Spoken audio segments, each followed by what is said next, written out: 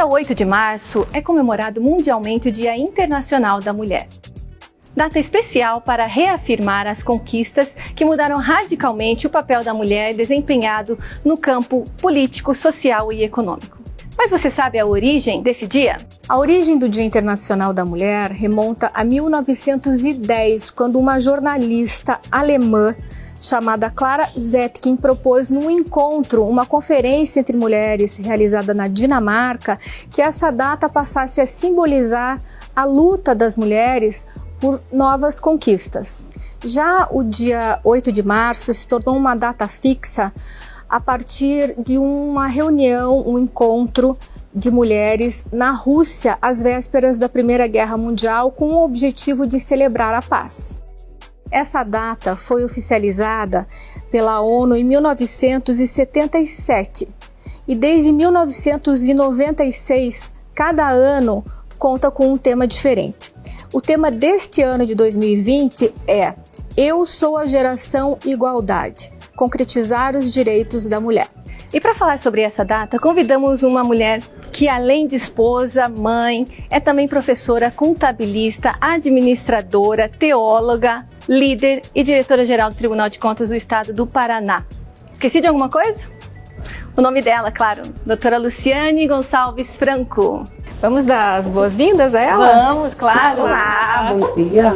Bem-vinda. Obrigada, bom dia. Obrigada por aceitar nosso convite, por favor. Lu, posso te chamar de Lu? Claro, fique muito à vontade. Que tal a gente começar você contando um pouquinho da sua trajetória? O que te atraiu para atuar na área contábil? Um ramo de atividade que majoritariamente é masculina, não? Isso. Veja, eu venho de uma família cristã, uma família italiana em que as mulheres aprendem desde cedo a cultivar valores, né, de família, enfim, mas também os profissionais, já que nós somos, hoje em dia, praticamente estimuladas a contribuir também com a renda familiar. Então, não há outro caminho senão através da dedicação ao estudo e muito trabalho. Então, eu acredito que as mulheres nos dias atuais precisam realmente desenvolver habilidades que as conduzam a se dedicar aos estudos, mais do que à vida doméstica, principalmente, e também a muito trabalho fora de casa. E por que a área contábil, exatamente? Então, eu trabalho desde cedo, né? E nessa trajetória de trabalho, eu passei pelo Banco do Brasil quando eu tinha 14 anos. Iniciei como menor aprendiz, já era registrada, já tinha registro em carteira.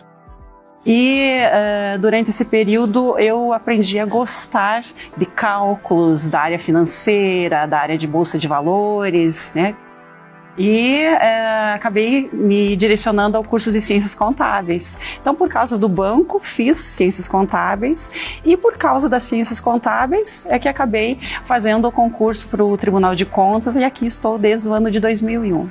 E Luciane, me fala uma coisa, nessa tua caminhada, você sentiu algum tipo de dificuldade, obstáculo por ser mulher? Olha, eu tenho 2 irmãos e desde pequena aprendi a conviver muito bem com a classe masculina.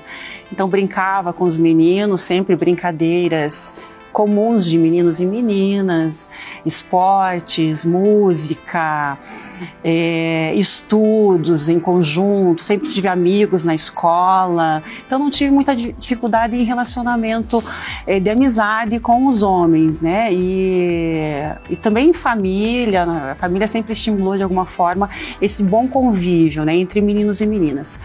Então, no trabalho, né, o que eu encontrei aqui quando ingressei no tribunal, inclusive, na área pública, foi um grupo praticamente masculino que eu fui inserida. Eu comecei trabalhando na diretoria de contas municipais e na diretoria havia, acredito que na época, 2 ou 3 mulheres somente e eu era uma delas. Então a gente sempre teve um convívio muito bom, sempre fomos muito bem tratadas e no trabalho, inclusive, por conta dos muitos estudos na área de auditoria, de contabilidade pública, a gente acabou homogeneizando-se com o ambiente, então foi muito tranquilo, nunca vi nenhum obstáculo. Legal. Sendo você uma líder na atividade profissional, você acha que existe diferença entre a liderança masculina e feminina? Eu acredito que sim, existe uma diferença sim, porque nós, mulheres, apesar desse dia a dia de trabalho no meio masculino muitas vezes, né, nós temos colegas aqui, por exemplo, que fizeram curso de engenharia mecânica e depois fizeram a formação que as conduziu ao tribunal. Eu não percebo assim nenhum obstáculo, né, no tribunal e na carreira. Mas o que a gente percebe de diferenças na liderança feminina são exatamente aqueles princípios de mãe, né? Cuidar de filhos.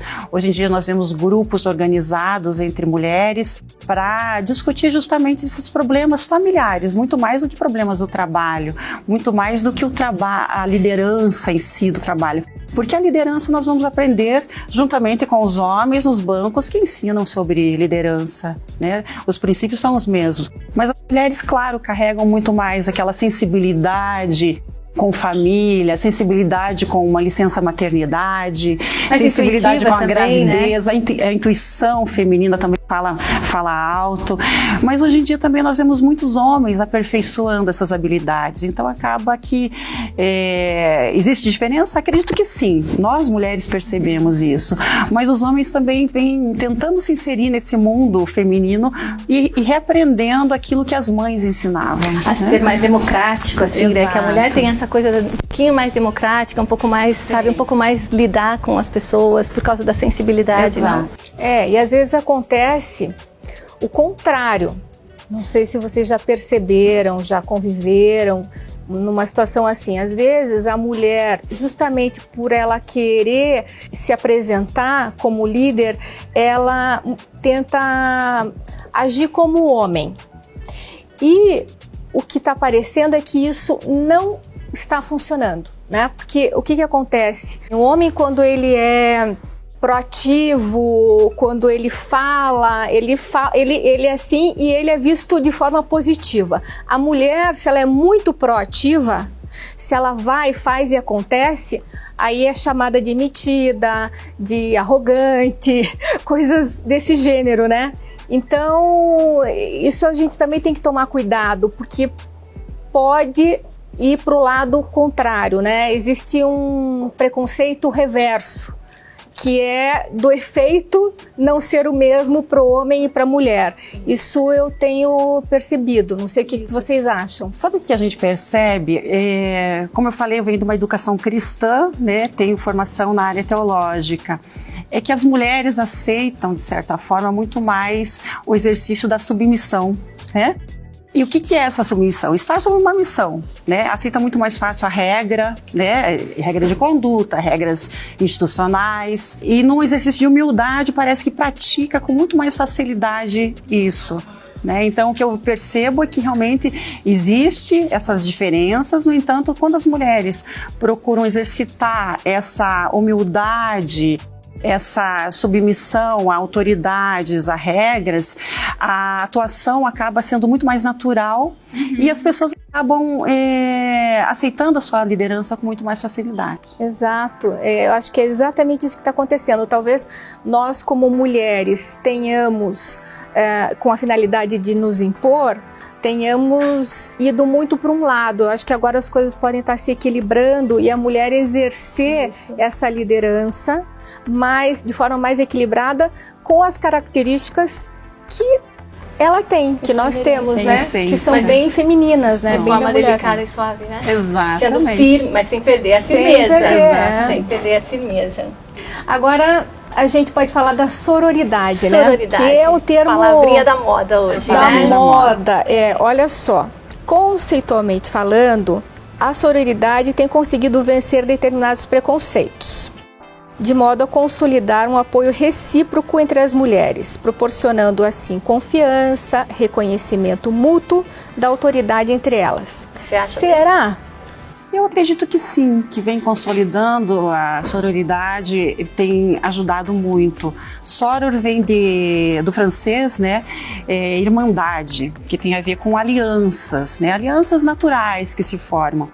Quando as mulheres vêm praticando essa atuação em grupos, se organizando como minorias, a própria ciência política já ensinava que as minorias organizadas, elas acabam ganhando mais espaço, elas acabam se fortalecendo muito mais, buscando, de fato, resultados para os seus anseios, né, como grupos. Então, quando as mulheres fazem isso, elas acabam quebrando certos preconceitos que a própria sociedade nos atribui. Mulher é invejosa, mulher faz intriga, né? Então, quando nós começamos a repensar esses predicados negativos que nos atribuíram, nós tentamos lutar, guerrear contra eles de uma forma muito harmoniosa, né? Entre nós, chegamos à conclusão que não podemos ser invejosas, que não podemos ser rivais, muitas vezes. Que podemos ser amigas, que podemos ser amigas, nos trabalho, ajudar, exato, né? Buscar um objetivo comum. Então,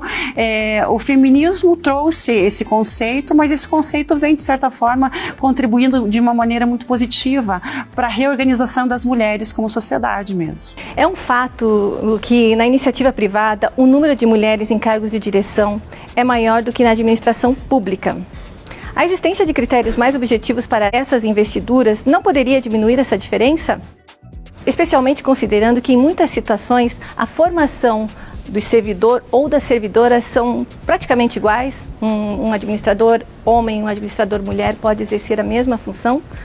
Aí vem da competência, né, da educação, da formação. Eu acredito que sim, e também, de certa forma, não acredito que seja necessário carimbar vagas para mulheres. Sim. Né? Porque, naturalmente, isso já vem sendo construído pela própria sociedade. As mulheres antes não ocupavam os bancos das faculdades e hoje já são maioria. Né? Num curso de Ciências Contábeis, que é um curso que muitos o têm como uma carreira eminentemente masculina, hoje somos maioria, né? Hoje o Conselho Federal de Contabilidade tem registrado cerca de 209 mil acadêmicas mulheres no curso de Ciências Contábeis, enquanto que homens têm 149 mil. Então, estamos caminhando para o dobro de mulheres na academia. Isso significa que em breve teremos um mercado de trabalho também com praticamente um percentual bem maior de mulheres. Hoje, na profissão contábil, ainda somos 43%, o registro do Conselho Federal de Contabilidade, mas que seguramente vai se reverter, né, e teremos muito mais mulheres. Então não precisamos de vagas para mulheres, né? Ainda que em concursos públicos, acredito que futuramente, no futuro até breve, teremos em maioria mulheres. Mas para exercer cargos de direção dentro do setor público ainda somos minoria, né? Ainda somos minoria. Vejam que no Tribunal de Contas acaba sendo um pouquinho diferente. Nós vemos muitas mulheres ocupando cargos de direção. A diretoria-geral mesmo foi ocupada numa sequência várias vezes, longa, né? E por já mulheres. há bastante tempo, não é de hoje. Não de hoje, exatamente. Então, assim, vemos com muita facilidade as mulheres alcançando essas funções.